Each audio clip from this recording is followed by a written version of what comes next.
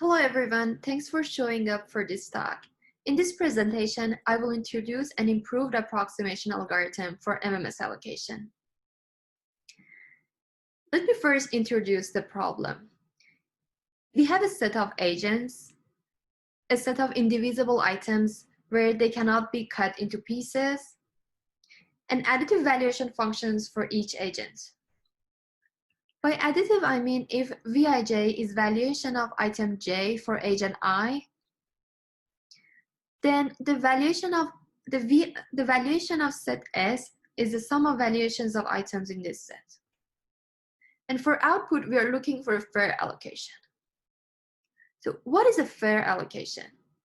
First, I will define the notions of fairness for divisible items. One of the notions is proportional allocation. An allocation is proportional where each agent likes her own bundle at least the average bundle.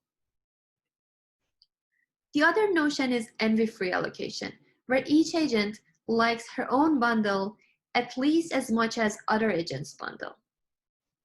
An algorithm to find an allocation which is both proportional and envy-free is cut and choose protocol. Let me show you with an example. Let's say we have a cake and two agents. I ask the first agent to cut the cake into two pieces where she equally likes each piece. And then I ask the second agent to choose her favorite piece, and I will allocate these pieces accordingly. It's easy to check that this allocation will be both proportional and envy-free. But when it comes to indivisible items, these notions might not always work. Let's say, for example, if I want to allocate a diamond and a potato among two agents, no matter how I allocate them, this allocation will neither be proportional nor envy-free. So this made a need to define a new notion for fairness of indivisible items. Budish in 2011 defined Maximin share allocations, which has the same essence of cut and choose protocol. I will show you with an example in this slide. So let's say we have two agents and 5 items, and these are the valuations of each agent for each of these items. Then we ask the first agent to partition these items into n bundles, where n is the number of agents, such that the valuation of minimum bundle is maximized. This has the same idea as cut and choose protocol. Now we call the value of this minimum bundle MMS value of this agent. We repeat this process for the second agent and remaining agents. And if we go back to the definition of MMS allocation, an allocation is MMS if each agent likes her own bundle at least her MMS value. This is an example of MMS allocation. If you look at the main table, agent 1 is getting 9, which is more than her MMS value, and agent 2 is getting 13, which is also more than his MMS value. So to be on the same page, this value, which is value of the minimum bundle in this partition, is MMS value. The partition, which is specific for each agent, and he values each of these bundles at least his MMS value, is called MMS partition. And this allocation that gives everyone at least their MMS value is called MMS allocation. Finding MMS value is hard, so it is finding an MMS allocation. But in the previous work, it has been shown that finding a p-test for finding MMS value exists. Also, it has been shown that MMS allocation does not always exist. So this made the researchers to look for alpha MMS allocation, where each agent gets at least alpha times their MMS value for alpha smaller than 1. It has been shown that 2/3 MMS allocation always exists, and in the groundbreaking work, it has been shown that 2/4 MMS allocation always exists. They also showed a p-test for finding such allocation. However, their proof was rather lengthy and complicated. In this work, we proved the existence of 3/4 MS allocation in a much simpler way. Our proof was simple enough to extend it to two results. First, for the first time, we showed a strongly polynomial time algorithm for 3/4 MS allocation. Second, we showed the existence of a better bound for MMS allocation, 3/4 plus 1/12n, where n is the number of agents. This will also result in a p-test for this factor. I will mostly focus on the first result, which is simpler to explain, and it is the base for our other results. So the challenge for finding MMS value, it's the high-valued items. Let me show you why. So imagine if in an instance, we have the value of items, the total value of items is n, which is the number of agents. And this can be obtained because MMS allocation problem is scale-free. This also implies that MMS value of agents is at most 1, because MMS value is value of a minimum bundle in a partition. Also, imagine if the value of all items for all agents was 1/4, at most 1/4.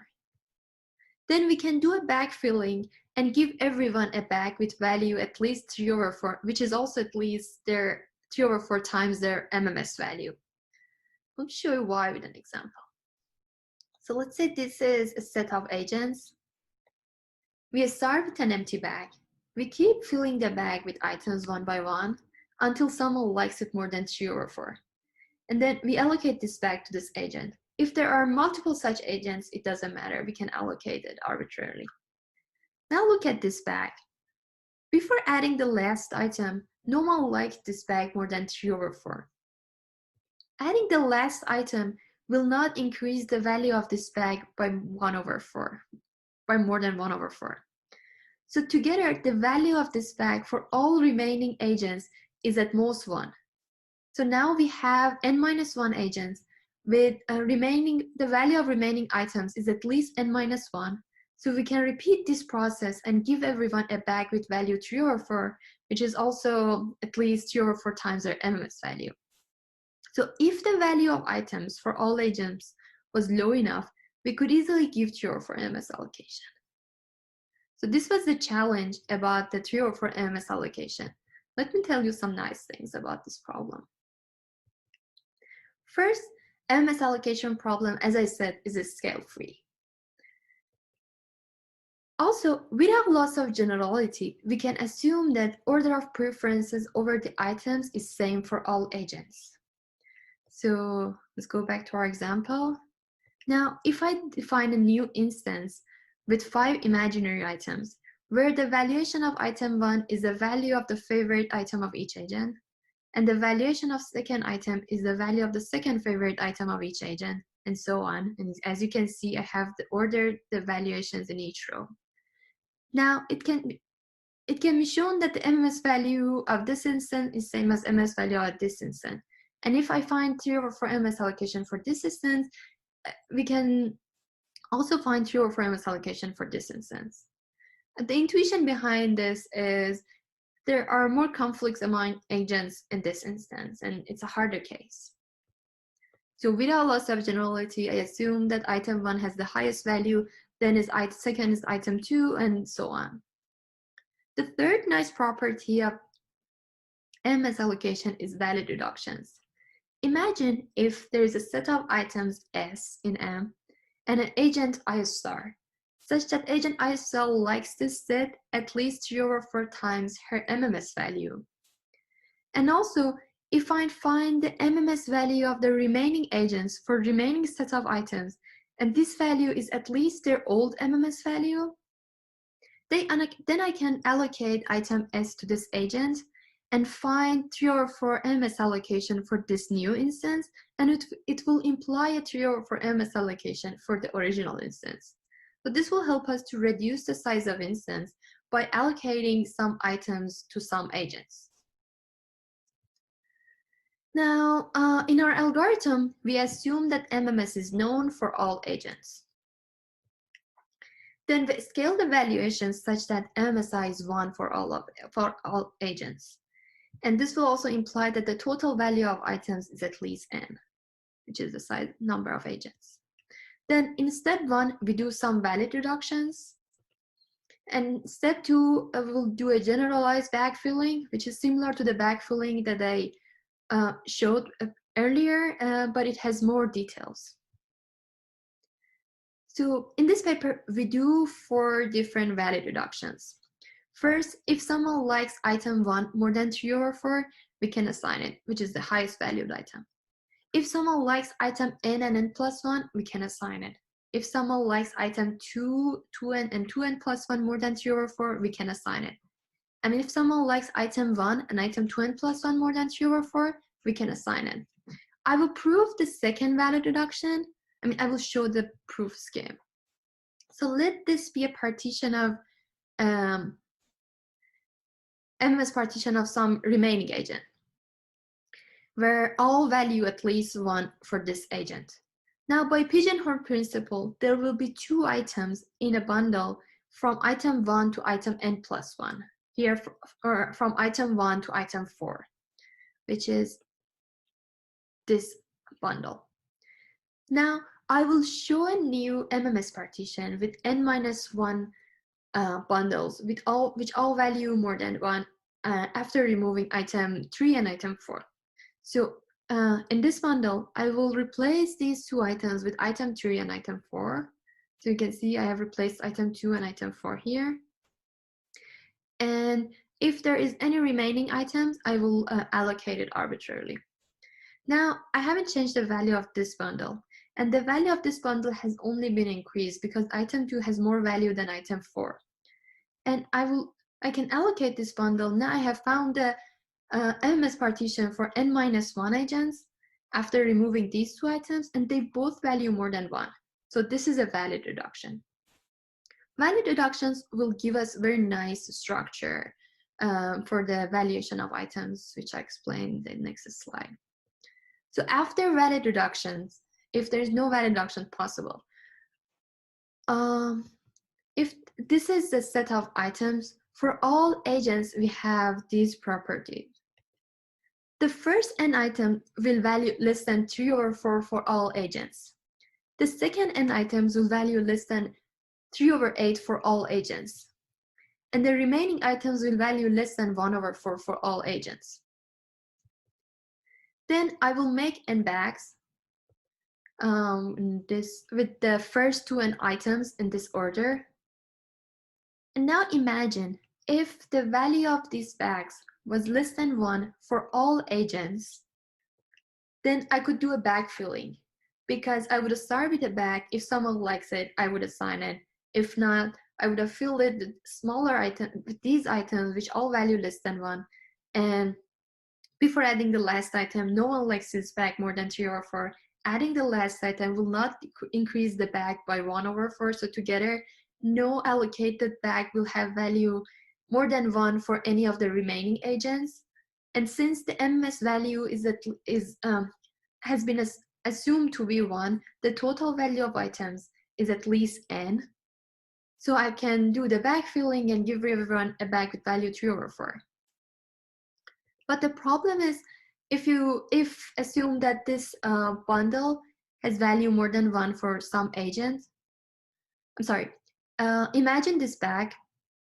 The value of the bigger item can be very close to 3 over 4, and the value of second item can be very close to 3 over 8. Then together, the value of each of these bags might be slightly more than 1. So if for an agent, all these bags are value less than 1, or at most 1, then this agent is ready to for the backfilling algorithm. But there are problematic agents where they value at least one of these bags more than 1. So if you study these agents more carefully, you can see that this is the bag with value more than 1. She doesn't like the smaller item more than 3 over 4. It means that she has to like the bigger item at least, more than 5/8, which means that she likes the first item, which is the most valued item, more than 5/8. Also, after value deductions, we know that no one likes item 1 and item 2 and plus 1 together more than 3/4. It means that all problematic agents like item 2 and plus 1 and all other items here less than 1/8. Also, we study these problematic agents more carefully. We define Li for each of these agents, I, to be the bags, set of bags with value less than 3/4 for this agent. And let Bi be the set of bags with value more than 1 for this agent. Then we also show that if Xi is the least total value needed to make all these bags in Li exactly 3/4, then we prove this, that if the value of the small items, item 2 and plus 1 to m, is at least this value, which is Xi that I define here, and the number of bags in Li over 8 minus 1/8. If I prove this bound, then I can show that the backfilling will go through even for these agents. And fortunately, this bound can be proved by using the assumption that MMSI equals to 1 for all agents. Now I will show how we extended to our other results. First, we show, now you saw that we can show the existence of 3/4 MS allocation by assuming that MS values are known.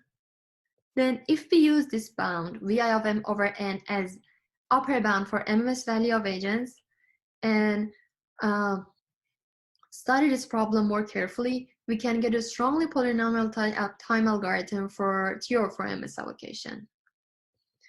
Then if we do more careful analysis on this problem, we get an existence of a better bound, 3/4 plus 1/12 and MS allocation. And if we use the p-test known in the literature to approximate MMS value, we get a p-test for this vector. Now, if we want to extend our results for 4/5 MS allocation, the issue is number of high-valued items.